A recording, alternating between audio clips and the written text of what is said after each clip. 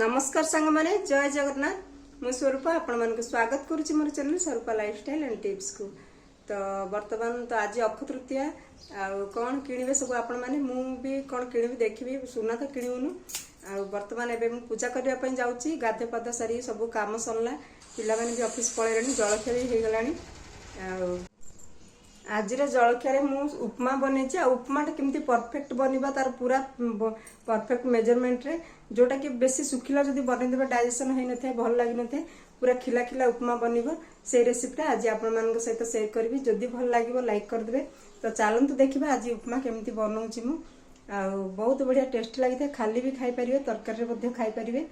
तो चलतु देखा देखो सांग मैंने ये गोटे गिना सुजी नौची गोटे गिना फुल सुजी नौचे एटा को आमे भाजीबा आ गोटे गिना सुजी रे केतिकी पानी देबा कौन पूरा मेजरमेंट आपण माने देखिबे पूरा परफेक्ट उपमा बनिबो। तो सेति पई एटा को एबे आमे भाजीबा सुजी को टिके मीडियम फ्लेम रे भाजीबे लगातार चलेबे जेतेले पर्यंत तार गोटे स्मेल आसीबा और टिके ब्राउन हे जिवो सेति पर्यंत आमे सुजी को भाजीबा बहुत बढ़िया गोटे तार स्मेल आसी थाए सुजी रो।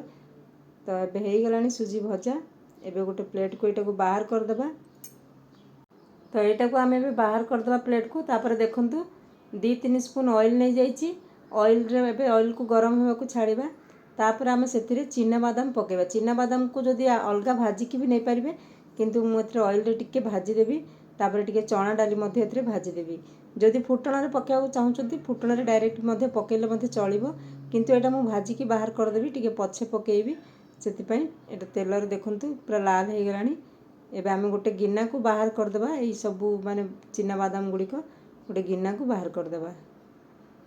तो देखो सब बाहर कर सारी तापर से ऑयल रे टिके आमे हिंग पकईदेबा आ हिंगटा मु सब बेले पकई थाए तापर सोरिष फुटण पई पकेबा तापर जीरा पकेबा जीरा और सोरिष को आमे फुटी सारला परे सेथिरे देखंतु टिके कंचा लंका कि भूसंग पत्र पकईदेबा देखो कंचा लंका पकईदेबा जी आपण मन पसंद तापर भूसंग पत्र पकईदेबा भूसंग पत्रटा उपमा रे बहुत बढ़िया फ्लेवर आसी थाए तापर सेथिरे आमे काटिकी रखिथिबा गोटे पियाज पकईदेबा पियाज को मधे एमती चुना चुना काटिथिबा आ भूसंग पत्र पियाज आ कंचा लंकार फ्लेवरटा एते बढ़िया लगे।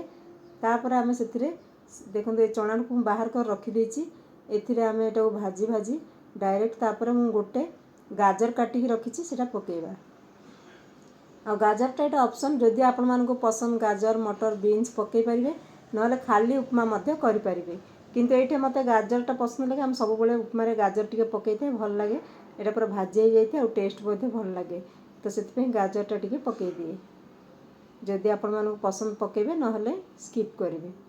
तापर देखो ये गाजर भी मोड़ी हो गलानी पूरा तेल भाजी हो गलानी आम एटा टे भाजीबा आउ एथिरे आमे जो भाजिकी रखिछंती चिना बादाम आउ चना डाली सेटा को पकईदेबा देखंतु जदि आपण माने कंचा माने डायरेक्ट फुटण रे पकई पारियो सेमती मध्ये पकई पारिबे सेटा बेसी भाजी हे जिवो बोली मु चना माने मुगफलीटा को बाहर कर दे चिना बादामटा को आ एटा मेजरमेंट परफेक्ट सब बेले गोटे गिना सुजी रे आमे 3 गिना आ टिके पानी देबा नहले 3 गिना पानी देबे किंतु अल्प पानी देबे जदि सेटा सुखिला सुखिला सुजीटा हे जिवो माने पेटर तापर सेटा जाकि मांदा हेकि रहइबो डाइजेशन भल हबनी प्राय लोक मान कोन करंती जेतेबेले सुखिला कर दियंती सेटा आपण माने खाइकी देखिबे से सुजीटा दिन सारा फुलिला टाइप रो पेटर रहिते किंतु एमती बनइबे टिके माने टिके सॉफ्ट बनिबो आ बहुत बढ़िया फुली फुली सुजीटा भल लागिवो खाया पई डाइजेशन मध्ये ठीक रे हे परिबो।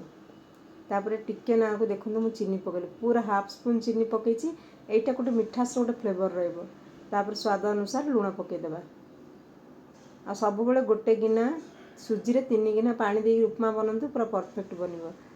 फ्लेम को आमे मीडियम टू हाई रखिचंती फुटिबा को छाड़ी देबा पानी को आ देखो पानीटा ए फुटिबो तापर पूरा परफेक्ट बनिबो उपमाटा एते बढ़िया टेस्ट लागिवो आपण माने देखिबे। सेपटे मु चना तरकारी पे चना बचैछि किंतु तरकारी रेसिपी आपण मान सहित आज शेयर करनी केवल उपमा रेसिपीटा ही शेयर करी जेतेबेले पानीटा पूरा टकर मकर होगी फुटिबो मु एथिरे टिके काजू दे देली एटा ऑप्शन जदि आपण मानको पसंद देबे नहले स्किप करिवे। तो देखो देबे फुटी गलानी तापर आमे धीरे धीरे से जो भाजी की रखिथिबा सुजीटा को पकेइबा आ फ्लेम को टिके मीडियम रु लो कर देबा बेसी नहले फुटी जिवो तापर एटा लगातार चलेइबा ମାତ୍ର 5 ମିନିଟ୍ରୁ 10 ମିନିଟ୍ ମାନେ ଭିତରେ 7-8 ମିନିଟ୍ରେ ହିଁ ଉପମାଟା ପୁରା ରେଡ଼ି ହେଇଯିବ। ସବୁ ଯୋଗାଡ଼ିକି ରଖିଥିବେ ତ ବହୁତ ଜଲ୍ଦି ବନି ଯାଇଥାଏ ଏଇ ରେସିପିଟା, ଆଉ ପରଫେକ୍ଟ ଲାଗିବ। ବିନା ତରକାରୀରେ ମଧ୍ୟ ଉପମା ଖାଇପାରିବେ। ଦେଖନ୍ତୁ ଆପଣମାନେ ଚଣା ତରକାରୀ ହେଉ, ଚଟଣି ହେଉ, ଟମାଟୋ ଚଟଣି ହେଉ, ସେଥିରେ ମଧ୍ୟ ଉପମାଟା ଖାଇବାକୁ ବହୁତ ବଢ଼ିଆ ଲାଗିବ। ତ ଏବେ ବାର ବାର ଦେଖନ୍ତୁ ଚଲାଉଛନ୍ତି। ଏବେ ମୁଁ ଫ୍ଲେମ୍କୁ ବି ଲୋ କରିଦେଲି, କ'ଣ ପାଇଁ ନା ପୁରା ଶୁଖିଯିବ ନହେଲେ। ଆଉ ଏମିତି ଟିକେ ଟିକେ ଚଲେଇବା। ତ ଫୁଟିବା ଦେଖନ୍ତୁ ମୁଁ ଲୋ କରିଦେଇଛି, ପୁରା ଫ୍ଲେମ୍କୁ ଲୋ କରିଦେଇଛି। ଏଇଟା ସିଝିବାକୁ ଛାଡ଼ିବା। ଦେଖନ୍ତୁ ଉପମାଟା ମଧ୍ୟ ପୁରା ବହୁତ ବଢ଼ିଆ ହେଲାଣି, ସିଝିଲାଣି।